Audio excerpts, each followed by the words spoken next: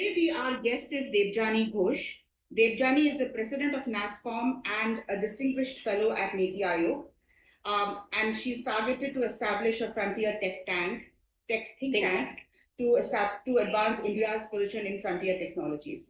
Let's get right into the conversation. And Debjani, before we get into AI and entrepreneurship, help us think about how to think about the entrepreneur's journey. But first of all, I have to say it is so fabulous and so good to be here, sitting and having this conversation with Rohini. She's a dear friend, but apart from that, when you think about AI in India and you think about who are the best experts that we have in the country, her name is one of the first names that come to mind. So fantastic, no one better than her to have this conversation with, actually. So entrepreneurship, I think there are two parts to it. Well, the first part is it is tremendously needed for India's overall success.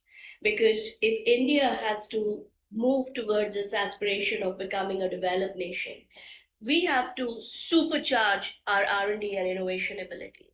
And the way to do that, the channel to do that is going to be the startup ecosystem. They're going to lead innovation. They are leading and they will continue to lead innovation. So entrepreneurship is a must do for India. But at a personal level, entrepreneurship is one of the hardest things you and I can ever do.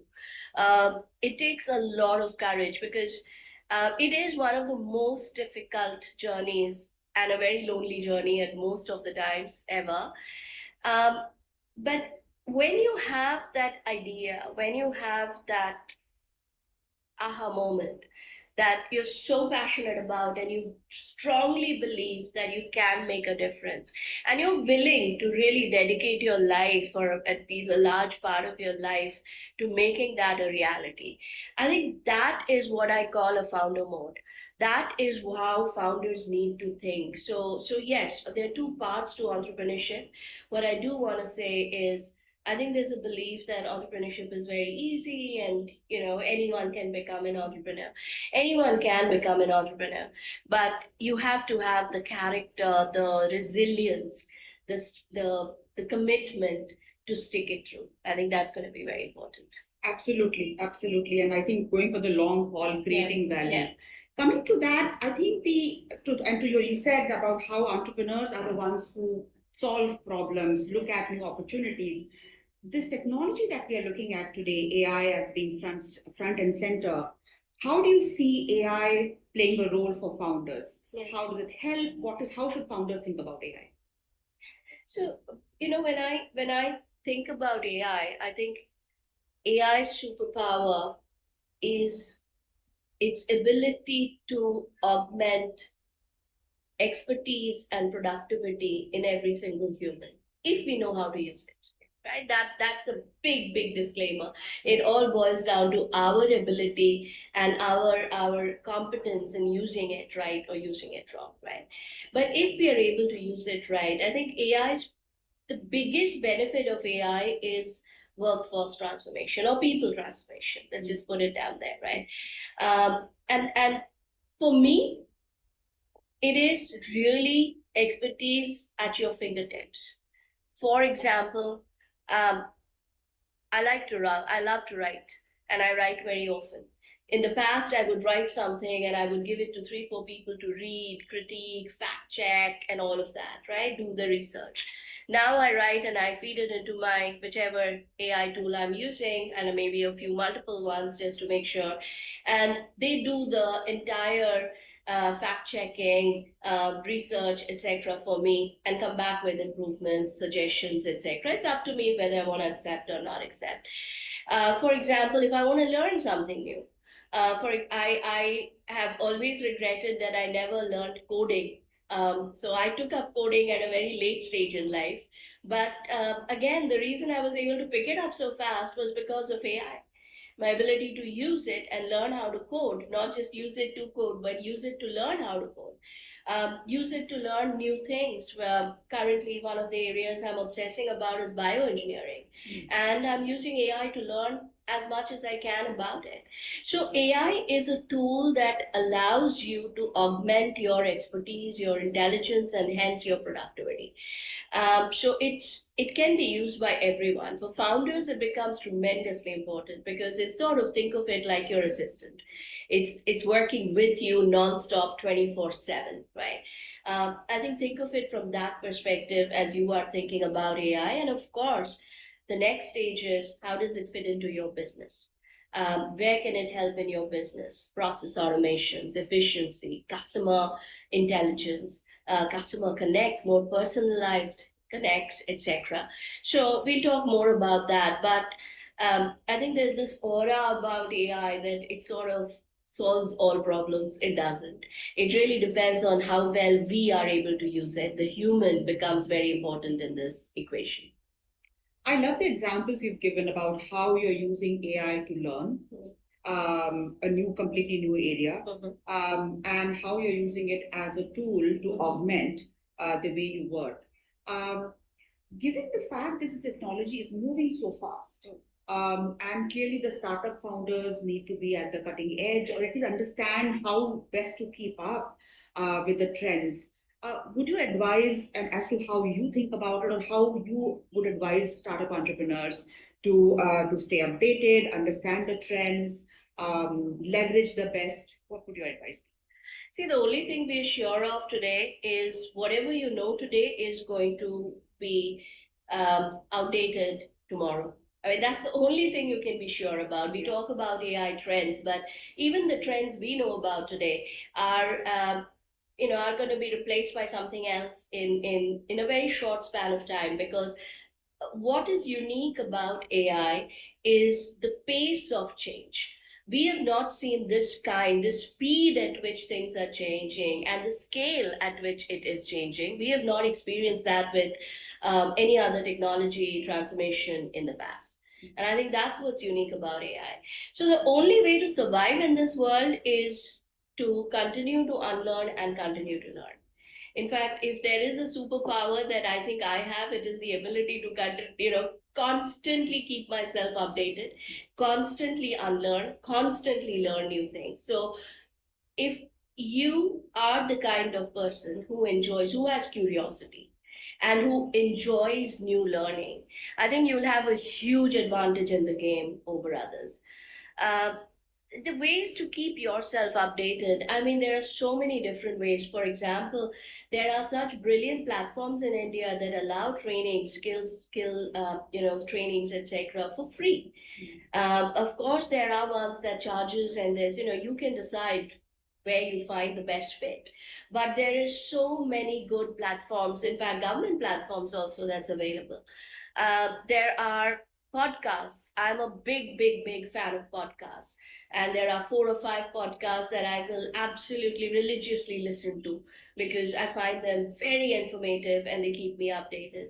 And last but not the least is the good old books and reading. I make it a point. I used to read much more earlier, but now, despite how busy things are, I make it a point to at least read 2 books a month.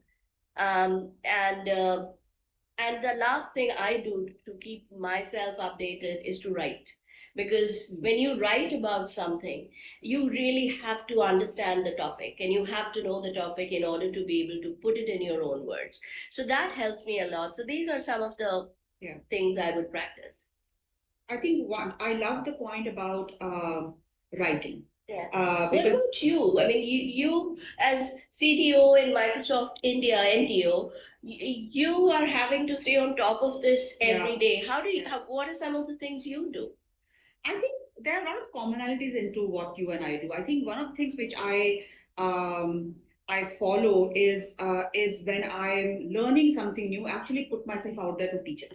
Perfect. Perfect. That's the best way. Because that allows me, that forces me to understand it deeply. Yeah. And help somebody who doesn't understand the topic learn it, because then the first principle questions come along.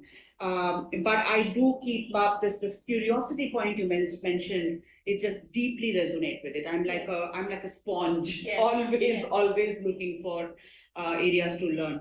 But given that point, given a startup has to go back to creating value. Yeah. and you have to hook onto something to create value. And it has to go from ideas to real product, service, Yes. something clearly. That requires a strategy, an agility, a thinking. So, how would you say a startup or an entrepreneur should think about their AI strategy? Is there something like an AI strategy for your business? If so, what is it? I mean, first thing, and this is my personal advice, right? But first thing, do not call yourself an AI startup.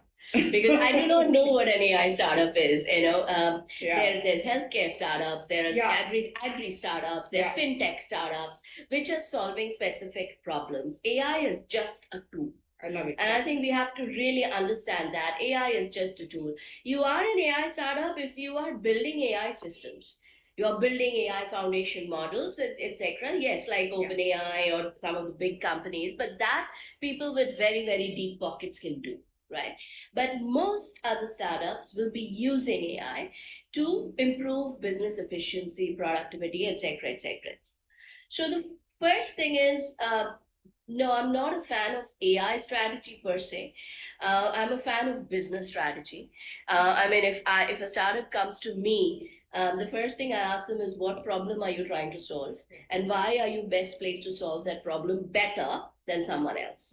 I mean, those are the two questions I have to three. One more question, which is, and what kind of people do you have? So those three questions I have to be fully convinced about before I can even talk about anything else, right? If they don't have a good problem, all the AI in the world is not going to help them. If they don't have good people, all the AI in the world is not going to help them. So they really have to have a very good problem that they're trying to solve. So if you have to obsess about that. What is that? What is your why? What is the problem you as a startup will be solving, and you have the right people to solve it? Then comes, what are the tools or technologies that you will be using that will help you build your competitive advantage, right?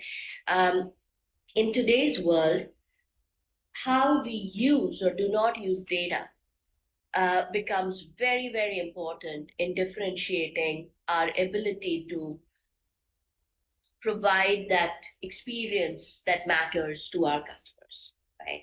All of us are sitting on tons of data, but most of us do not know how to use it.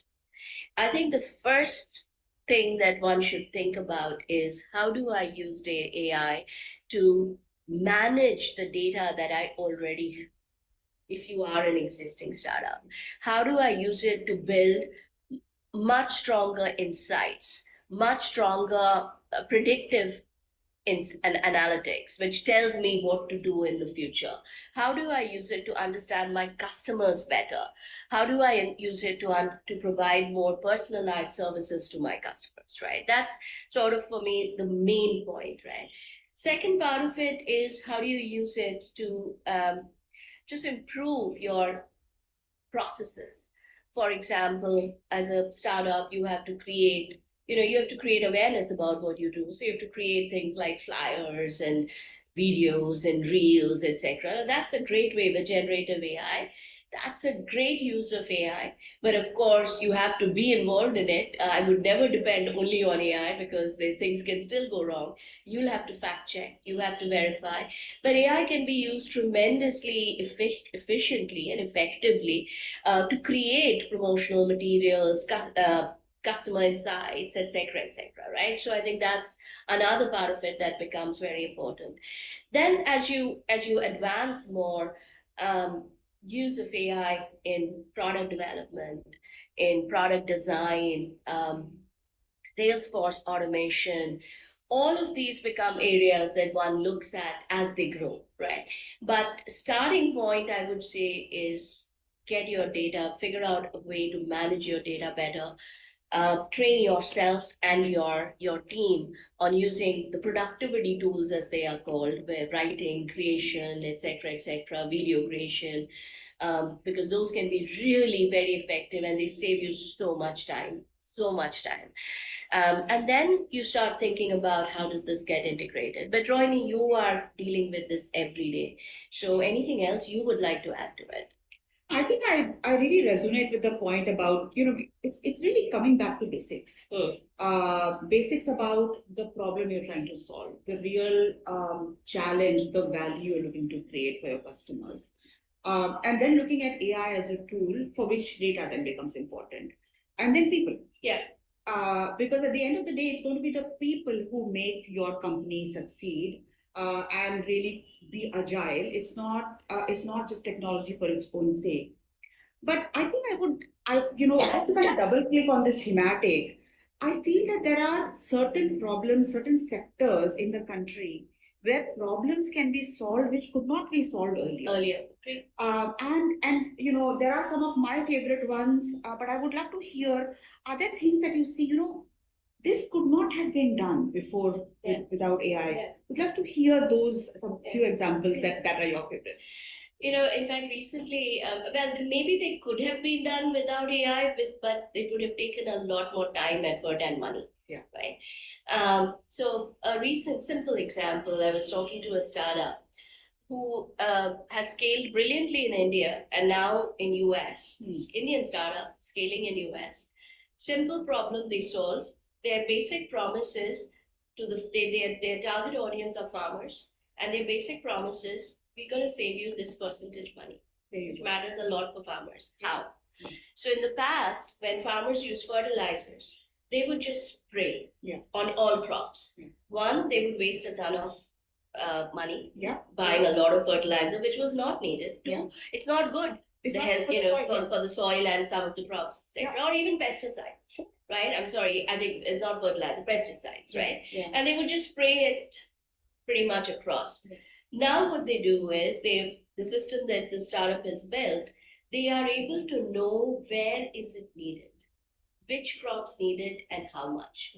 And it's completely automated. And as a result, I mean, he was telling me his biggest aha moment was after the farmer went back to the tank in which they store pesticide. And he was completely flabbergasted, saying, I have more than half the tank left. In past, one whole tank would go in one spray, right? So many multiple levels of impact. So many multiple. So I love that. It was such a simple example, but I absolutely love that. Similarly, I love how startups are using artificial intelligence in areas like eldercare. Right? Where you cannot be home all the time. But having devices that will alert you to falls, etc., or even prevent them or alert them about their medicines, and it's like almost a caretaker, a virtual caretaker. Right? So there's just so many different use cases. I mean, every day I discover a use case that I'm fascinated by. But it's not just some sectors. I think every sector, so many problems that can be solved better than before, and much more cost effective than before. And that's where AI comes. Absolutely. And I think drawing to the earlier point you were mentioning about focusing on the problem. I think the mental model of staying close to who's your customer and solving the problem, even if in the past you may not even considered, like this point about the pesticides. I think we might have for ages considered it as a given. And imagine not just the cost of the pesticides, the water table, the soil, and so much more from a climate perspective that the impact is there. But having said that, I think coming back to a founder's mindset and a founder's thinking, we are talking about the possibilities with AI. But at the end of the day, the founder is looking to create value, is looking to raise funding at the right time. What kind of challenges or approaches that one should keep in mind as one is going down this journey? Again, not creating an AI startup, but a startup that creates value and using AI to augment, accelerate, and deliver that value. I think a year or so back, VCs were looking for the word AI and everything, right? But change. That has now changed drastically. And that's one of the reasons why funding globally is coming down, right? Because people are not just funding you because you come and say you're an AI startup or you're using AI. People want to know what problem are you solving. People want to know what are your moats, which means how are you building competitive advantage versus others. So if you are creating a startup that, for example, will be able to write official letters for you. Say, you're saying, I'm a startup used by SMEs to write great letters. Now, how do you ensure you build your competitive advantage? Because tomorrow, the bigger models like Chat can all do that.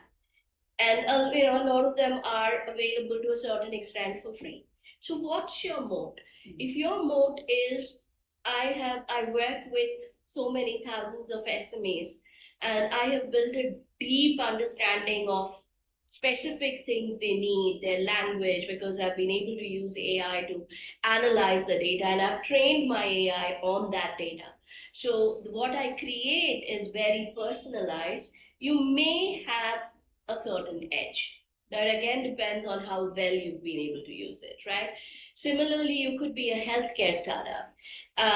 Again, what people will want to know is not whether you're using AI or not, but what are you using it for and how well are you using it? That's the question that will continue to come back to you, right? What are you using it to solve? And what's the moat that you're creating? So how well are you using it? Are you using it better than others? So therefore, do you have a competitive advantage or not? So I think it's going to be very important to know what problem are you solving. The role of AI in helping you solve that problem better, um, faster, more cost effective, more personalized, etc. Um, and your ability to do that better than the next guy, your competition. How would you? So these are three things you always have to think through as you get into your funding discussions. I feel. Anything you want to add to that? Anything? Yeah, I think the ability to really be customer centric. That point that you mentioned, that obsessing the need of the customer that you're solving, because that has the positive feedback loop, and that's your moat. And the second one I would say is being agile. Yeah.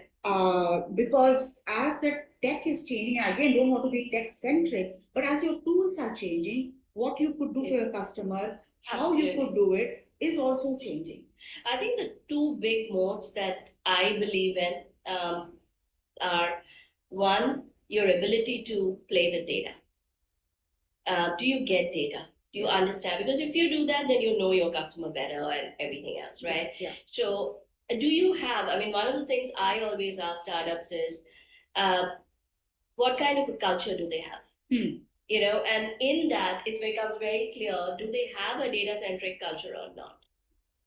I think that becomes very, very important.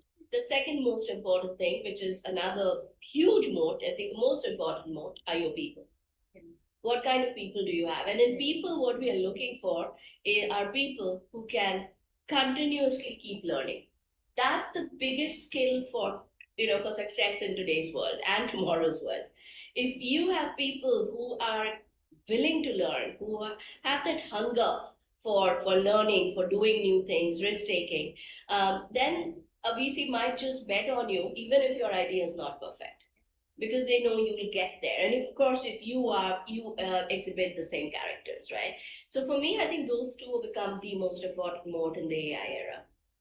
And you see, most startups and many startups, I would say, they in fact end up somewhere else from where they started. Yeah. So I think this people point, right? It's the learning thing, but also seeing challenges as opportunities.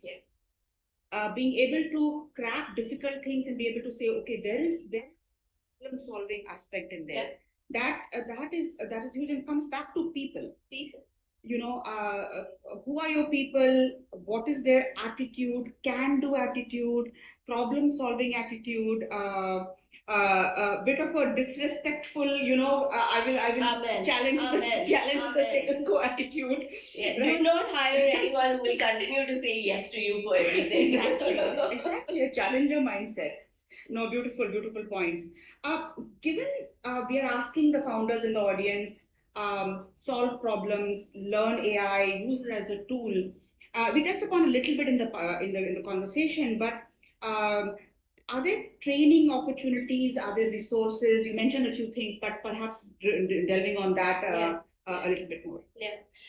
There are very good training opportunities, skilling opportunities available in India.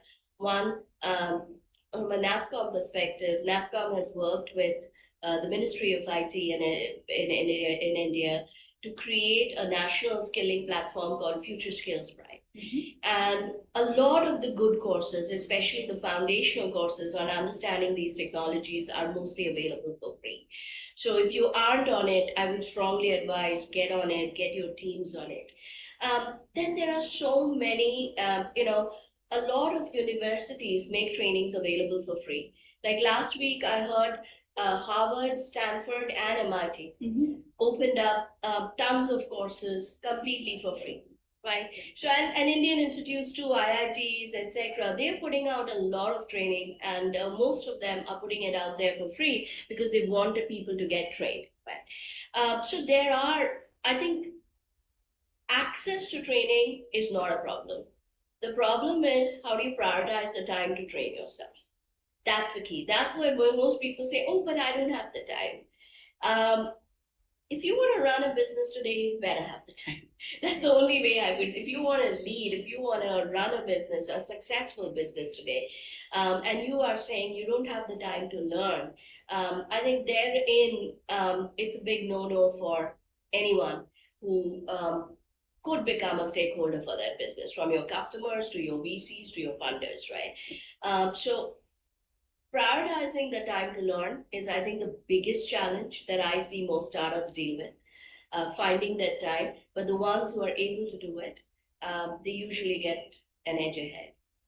I would add a couple of things there, Debjani. One, I think the point you mentioned in the early part, that you are using AI to learn. Yeah, absolutely. Use AI as a tool Yeah. to learn, because it is a conversational interface. You can, talk to it and get curiosity is the only real requisite.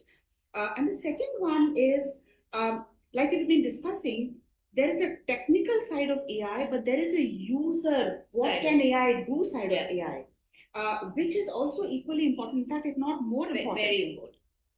And to learning AI as what can it do as tools is another part that one should pay attention to. And let's be, today, all you need to learn AI is frankly a knowledge of maybe English, but the way it's growing, very soon even people speaking Hindi or other languages will be able to. They already can. There's enough out there. You don't need to have technical knowledge. You don't need to know coding. You don't need to know the nuts and bolts of machine learning. It's always good to know, but you don't need to. If you're planning to use it in your business today, you really have to learn it from a user perspective, and where it's all you need is a language, whether it's English or Hindi or whatever, to go out there and learn. Yeah. And that's a very big change that's happened with generative AI in terms of a conversational interface. So going back to problems, customer value, and creating that stickiness. The technology is powerful, and we are all hearing in the news and everywhere as to its issues in terms of ethics, in terms of responsible AI. From a startup perspective, what are your thoughts? How should one think about considerations of ethics and responsibility as one leverages AI to build one's company? So if learning is your first priority, I think, and team is your second priority, I think in that order.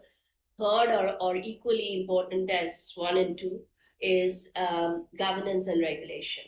It becomes that important, right? Because one misstep can kill your business. Let's be very clear. because you're dealing in data. And if you're dealing in AI, you're dealing in data. And you have to be very clear, where are you getting the data from? What's the source? Do you have the permission to access that data or not? Does that data have bias in it or not? When you're training the data, etc., what steps are you taking to ensure that you're training it in a way to not build in biases, right? So I think it's going to be very, very, very important for a founder to invest time again in learning about the regulations by which you have to work. It's going to be very important. What are the data privacy laws? What, et cetera, and are you within that framework or not? I think that's very important. And by the way, that's another area where AI can really help you. There's something called RegTech, which is regulation technology, and you have some amazing startups working in that space to just help smaller companies figure out the impact of regulation, right? Then the other thing, how do you ensure that you are building your solutions in a responsible way? So most of you will be using another model, an established model, whether it is something that belongs to some of the big companies or the open models that's available on which is that. I'm completely forgetting the name. Hugging Face. Thank you. So you'll be using some model or the other, right? And I think it's very important to do a little bit of research to understand how safe is the model that you're using. Basic things like, if I'm going to use this model, is my data going to be safe if I'm using it to train my data? API safety. So I think these are things where you will have to invest time. You'll need your checklist. You will have to invest time to learn. And it's always good when you're building your team to hire someone who understands this, or partner with someone, partner with a company, a startup, because there are tons of startups that are in the business of doing this for you. So who can help you figure it out. But it is tremendously important. Anything you wanted to add to that? I think, the need to think about it from the get go is not just about ethics. It's actually thinking about AI, of the impact it can have across sectors. Yeah. You think about non-profit sectors. You Yeah. think about sectors for people with disabilities. There are so many areas that AI can play a role, that fundamentally thinking about it, not from a constraint perspective, but as a way in which one can open opportunities, changes the way in which one thinks about ethics and responsibility in AI. No, absolutely. I think let's not forget that. I mean, I know both of us will keep repeating it. We sound like a broken record, but AI truly is a transformative technology. Think of it like what electricity did for us, right? It is that transformative. In fact, some people say it'll have a bigger impact. It is going to get integrated into every aspect of human life. To work, to entertainment, to communication, etc., etc., etc., right? So as you build solutions for consumption of businesses or citizens, etc., you have to ensure that it is your responsibility to ensure that you are putting in the best effort possible to build your solutions responsibly. None of us can guarantee it, but at least being transparent, taking the right steps, having the information needed to know what can go wrong. I think these things become very, very important. Absolutely. We can take questions from the audience if there are any.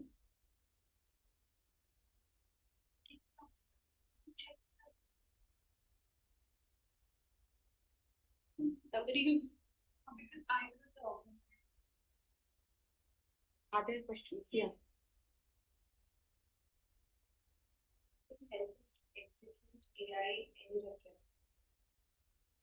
AI in the? Can help us to execute AI? Any reference? Who can help us to execute AI? I would paraphrase that to say that how can one use AI and learn how to develop your solutions using AI? Yeah. See, there are 2-3 ways to do it. One is you know your business and you know which are the areas that will benefit from bringing in a technology like AI, right? Now there are multiple startups and companies that are in the business of providing solutions. You want to build a chatbot, or you want to build a conversational AI for you. There are multiple companies. So just go out and do your research. You'll be able to find multiple companies. But what is important is to know where do I need to get this integrated. And if you do not know that, it is very good to work with and either bring in someone in your team, because this is not a one-time thing. This is something you'll have to continue to revisit. So hiring somebody with the right knowledge in your team, I think, is very important. Um, or you can absolutely go out and seek help from, there are smaller consultants, etc., that are doing it. But I strongly advise building the knowledge within your team, because this is something you'll have to continue to revisit pretty much every single day.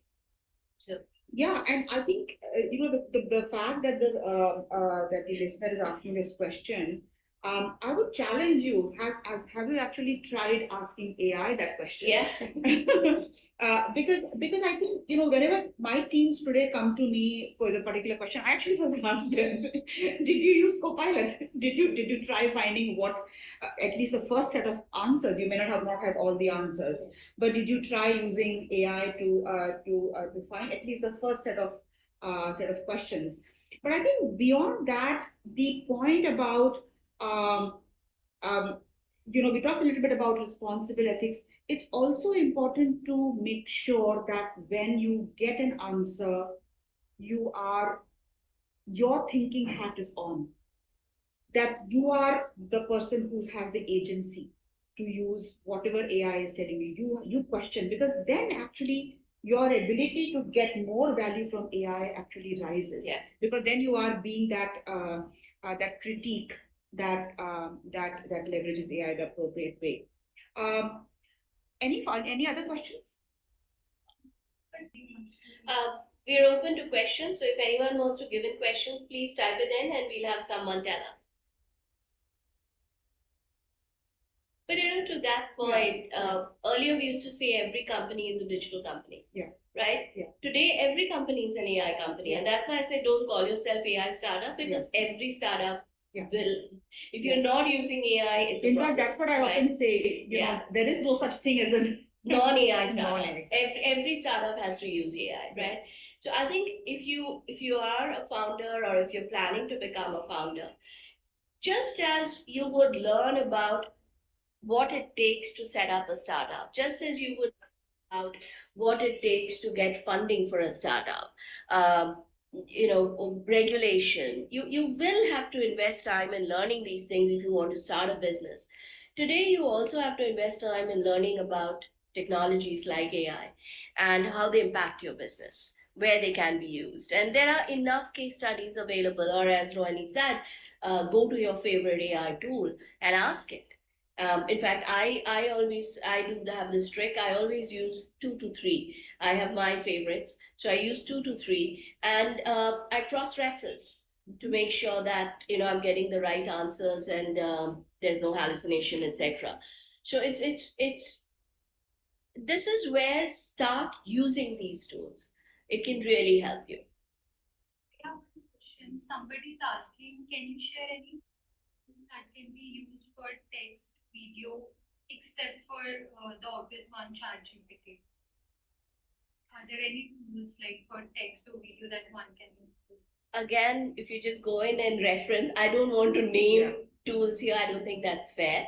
But if you just go in, even if you ask your favorite AI, which are the tools, etc., the lists are all available. They're all public. You'll get them, right? So there are a lot of good ones, and I don't think we should use this platform to specifically promote any.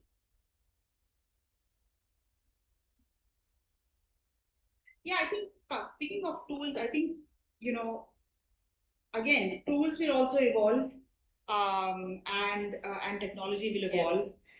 But let's say you are trying to solve an education problem, or you're trying to solve something that helps people with disabilities. Your ability to to use tools to solve the problem is where your value is. Oh, absolutely. And that I think no tool will be able to do it unless you understand the value of the person you're trying to solve. So I example of something that in Microsoft Research has been working on is to help teachers create lesson plans for their students. Now, in government schools, we often know that students from different levels are in the same class. Now, imagine a class of 30 kids, and the teacher is challenged to create a lesson plan in science for people with different learning levels, different interests, different learning styles, and be able to do that in your language. So in this case, teachers in Canada are able to use a co-pilot Shiksha. It's an NGO that's working in Bangalore called Shikshana Foundation. And they are helping teachers create lesson plans in Kannada for their teachers. So they've been focusing on the fact that this foundation understands the real challenge of a teacher in a classroom to engage his or her students. Yeah, and I think my advice to each of you is play with it to figure out which one works for you. While I won't promote anyone, I can give you what I use, in my day-to-day work. I mean, for my research, etc., it's always between ChatGPT, 4.0, and Perplexity. Um, they both very unique values, so pros and cons. So I use both, and I do a lot of cross-referencing. For videos, I use Runway. That's my go-to tool for using videos. For image generation, I still love Midjourney. I know a lot of people have moved away from it, but I still love Midjourney. I also use DALL-E, and now, of course, GPT itself has image generation. You have Grok, which is pretty decent for image generation, etc. So I use that. That's the Twitter one. So there's so many different tools that are available today. So and I don't think anyone can tell you what to use, because they're all they're all unique, and you have to most of them are unique, not all. You have to figure out which one gels for you the best. So these are some of the ones I use pretty much on a daily basis, but you should try out and see which works for you. Can we wrap then? Any last comments, Debjani? I think we've covered a lot in this discussion. But as I think what we started with, right? Entrepreneurship is not an easy journey. So if you have decided to become an entrepreneur, hats off to you, because it means you strongly believe in something. You absolutely believe in that, and you want to do whatever it takes to ensure that you turn your belief or your dream into a reality. And that is not everybody's cup of tea. So I think hats off to you for starting on this journey. Now, don't get confused between technology and the business. Technology is a tool that was there to enable your business, right? You have to be very clear about your business strategy, your business priorities, your business objectives, goals, etc. Never underestimate the of having good people. I know there's a lot of talk about AI replacing people, right? But we need good people. We absolutely need good people. So underestimate the importance of building a good team. And then figuring out how do you bring in technology in a way that works most optimally for you, most effectively for you. And as you do that, always look out for what can go wrong. It is very, very important, because a lot can go wrong. So it is extremely important to always look out for what can go wrong, and be prepared for it. You cannot always prevent things from going wrong, but at least if you know, you can react and solve it much faster. So I think this is sort of my advice to how you're thinking about AI and how you're thinking about any other technology for that matter, for your startup. Wonderful. On those amazing notes, thank you so much, Debjani. I think great points around entrepreneurship journey, how to think about AI, how to think about problem solving and looking it as a tool, and thinking about it from a responsible and ethical perspective. Amazing insights. Thank you so much. Love the conversation. Thank you.